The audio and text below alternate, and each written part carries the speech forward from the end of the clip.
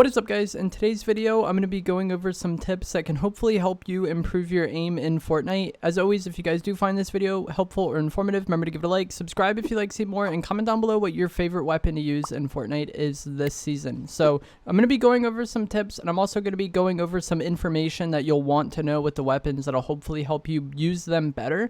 But if you came to this video expecting just like some short-term like shortcut that's going to instantly give you great aim, that's just not the case. Like when you boil it down to its like most simple explanation, all aim is putting your crosshair on the opponent and then hitting the shoot button. So it's just muscle memory. You're going to have to play the game a lot and get comfortable with the game to have really good aim. That's just kind of the way it goes. There are things like, you know, understanding the weapons better or utilizing some of these tips that I'm going to talk about that can help you aim better. But at the end of the day, you're going to have to play the game. Settings can have a very large impact on your aim. There's, you know, if you play 1 sensitivity out of 100, you're going to be too slow. If you play 100 sensitivity, you're probably going to be too fast. Most people, you know, are somewhere in the middle. I do think copying somebody's settings can be a decent starting point, and then you can just kind of adjust from there. One of the biggest problems that I think a lot of people run into when they copy settings is they copy settings from someone that doesn't really have a similar play style to them,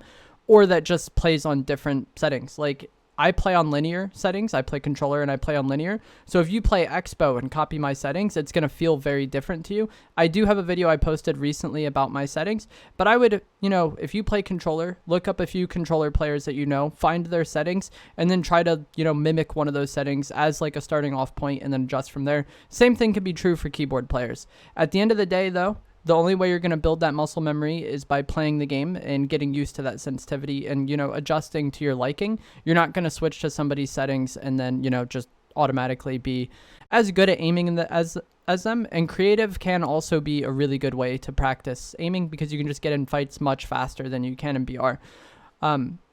With the crosshair of your weapon, now we're going to get into some of the weapon stuff. With the crosshair of your weapon, you know, when you're just standing still and hip firing, you have 4 dashes on your screen and then a dot in the center. It is best to kind of think of this as a circle. A lot of shooters kind of have this crosshair, but the way the crosshair works is if you were to connect the outer edge of the dashes, your bullet can go anywhere within that range. Like a lot of players just think it always goes where the dot is. That is not true. There are some weapons that kind of behave that way or seem to behave that way, but for the most part, your bullet can go anywhere within that crosshair, and that's why when you shoot these weapons, the crosshair gets larger and thus less accurate, and that's what bloom is. So just managing the size of your crosshair for the fight is very important when using any of the third-person like bloom-based weapons, like, you know, the Havoc AR, the tactical pistol, any of the SMGs that are currently in the loot pool. These weapons, the crosshair shrinks if you're standing still, if you're not firing the weapon, and things of that nature. But when you are moving around, when you're firing the weapon, your crosshair gets larger. And I feel like a lot of players just completely misunderstand these weapons because they'll full spray a Havoc AR across the map at somebody and then complain about bloom. And sure, it's like bloom had a factor there, but the skill in using bloom-based weapons is controlling the bloom based on the fight. Like, you want to fill as much of your crosshair with the opponent as possible. If they're very close to you, you could just full spray and it's going to be fine. But if they're further away, you're going to need to like tap fire or burst and manage the size of your crosshair. That way you're more likely to hit shots. Also, another thing I see a lot of people doing that's typically a mistake with bloom-based weapons is they put that dot in the center of their crosshair on the opponent's head because, you know, that makes sense. And if you're tap firing and you have first shot accuracy when all the dashes close to the dot, then sure, you'll hit the shot. But once you have bloom, or if you're using a weapon that doesn't have first shot accuracy, using the dot isn't the best way to aim. You just want to maximize how much of your crosshair is filled with the opponent. So if you're putting the dot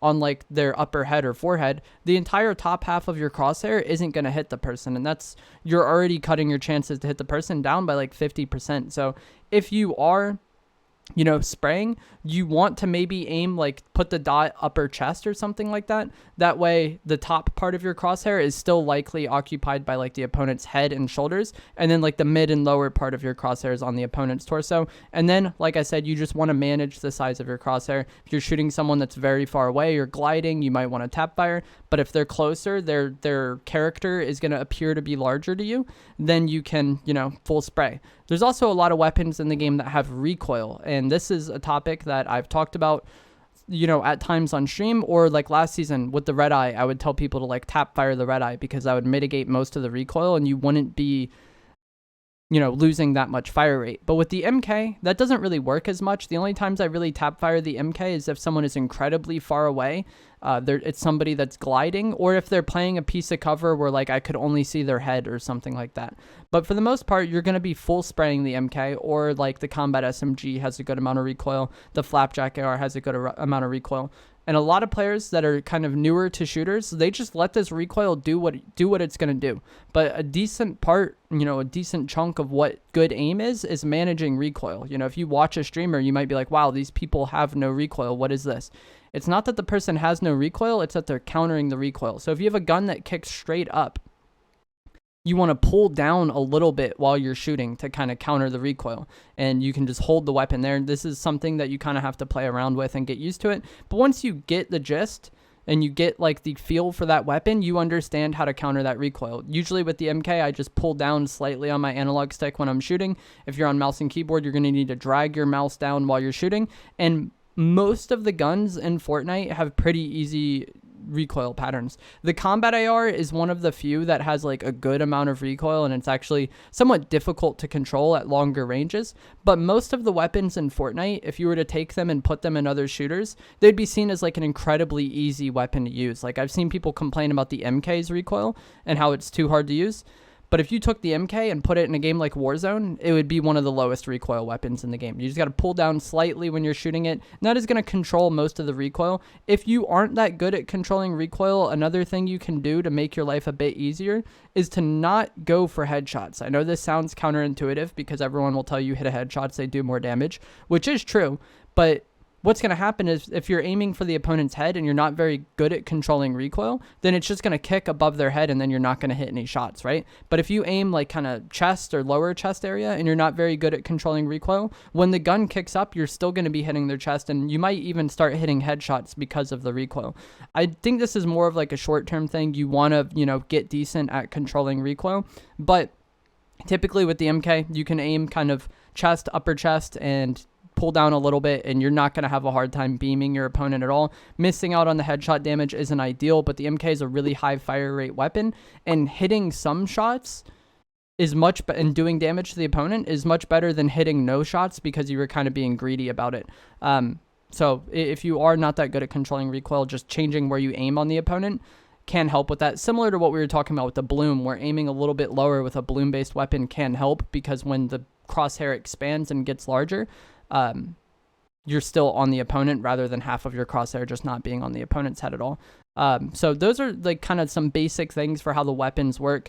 Fortnite has very simple weapons. As far as like a shooter goes, the mechanics in this game are very basic. Most of the weapons that have recoil, a large chunk of it is vertical, aside from like the combat AR like I talked about before. So if you just get into the habit of pulling down on your analog stick slightly when shooting, or pulling down on your mouse slightly when shooting, you'll get the hang of it. And if you've played other shooters before, like Call of Duty, Apex, Battlefield, it's probably going to be very easy for you just to hop onto Fortnite and, you know, use the weapons just fine, because as far as a shooter goes and like the mechanics of shooting in this game, it's very, very basic compared to other shooters.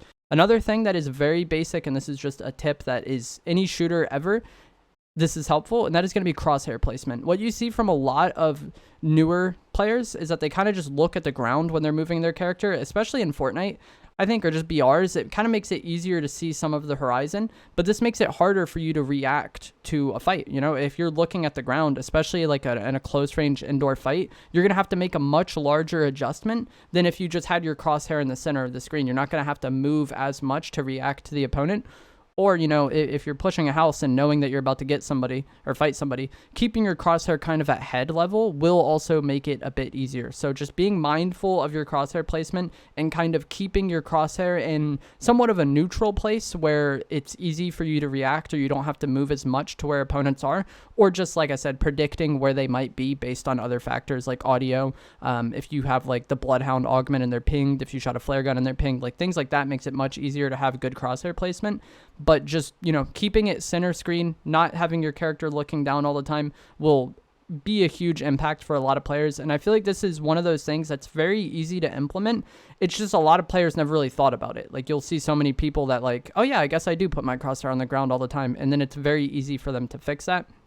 Another tip that could be very helpful for controller players is going to be left stick aiming or like movement aiming. This is very helpful with like pretty much every weapon type in Fortnite, but you basically aim by moving your character, because it can be difficult to make small adjustments if you're playing on controller. You know, if you're slightly off, then just moving your character to the left or right to compensate for that. Not only are you going to make yourself a harder target to hit for the opponent because you're strafing, but also you move your crosshair in a very minuscule amount, and that makes it easy to make those fine-tune adjustments.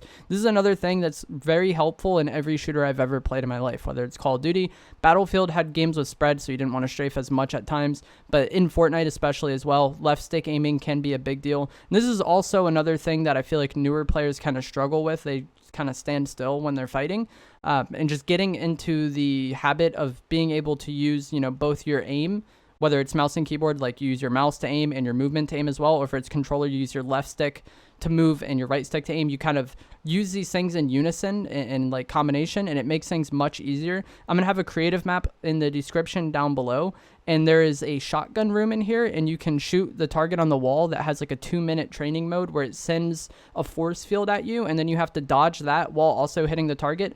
It takes 2 minutes. If you do this every day, if you're like a newer player who's not as comfortable with this, it takes 2 minutes, like I said, and you're gonna get a lot better as a result of it. It just like forces you to do both, and you're going to be practicing your aim and your like movement aim at the same time. And it's going to make it very I feel like you're going to see a lot of improvement if you aren't someone who does either of the two things. If you kind of stand still while aiming all the time, or stand still while fighting, and you also don't have the best crosshair placement, improving those two things I think can go a huge way. Another mistake I see a lot of newer players making is that they aim down sights too much in close range fights, and this can be good. There are times where you want to aim in with your shotgun, maybe if you're going for a peek shot off like a right shoulder peek, or the opponent is a bit further away, or who knows what. There are times where you want to aim in, and then same goes with the SMGs. There are times where you want to aim in, but you don't want that to be the only way you can hit shots, and you don't want it to be a crutch, because what happens is when you aim in, it lowers your sensitivity. And for a lot of players, your ADS sensitivity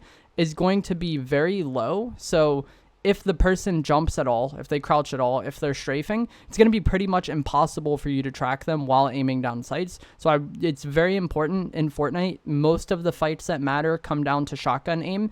Being comfortable in close range fights is very important. And that's also why I talked about like the movement aiming is very important. But being comfortable hip firing in close range fights and having a sensitivity that you're comfortable tracking opponents while hip firing is very important. Whether this is with shotguns or SMGs, if you're, you know, in a close range fight, you want to be able to hit shots while hip firing. And this is one of those things that, like, those three things I just talked about are kind of a sign. Like when I make the spectating videos, if I see someone doing all of those things, I kind of know they're not as experienced of a player. Just those three things, cleaning them up is super easy. And then finally, we're going to talk about creative mode. So I talked in the start of the video about how aim is just muscle memory. It's something you just got to practice and develop over time. Those tips I talked about, or understanding the weapons, can go a long way in kind of catching you up to a lot of players. But at the end of the day, if you don't develop that muscle memory, you just don't have it. And playing the game is the only way you're going to get that. Creative is just much more efficient than Battle Royale.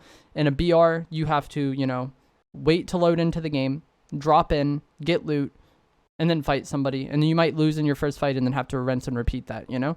A high kill game for like an average player might be like 10 kills, and that's 10 engagements in like a 20-minute period. It's just not good practice. I'll have a video linked in the description below about creative maps I recommend. I also said I'll have the code for that aim map in the description below if you want to try that. There's a bunch of different scenarios in that. There's lots of different aim maps out there, but playing any of these aim maps and kind of practicing it for, you know, 5 to 20 minutes a day. Take the time it takes to play one BR match and just put that into a creative death match, whether that's like red versus blue or any of the zero build maps, or if you do build, the pit can be good for this, or just the aim training map. Spend the amount of time you would spend in one game in creative, and you're probably going to get 10 games of experience out of that. And you're going to get much better, much faster, and you're also going to get comfortable fighting much faster. And that is another thing that's going to throw your aim off. If you're nervous or scared in a fight, you're probably not going to perform as well, and creative can help with that as well.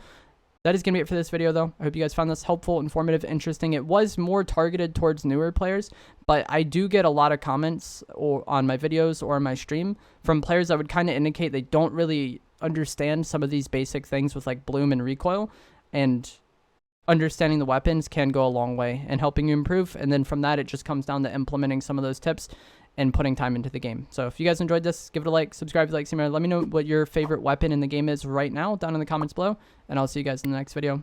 Thanks for watching.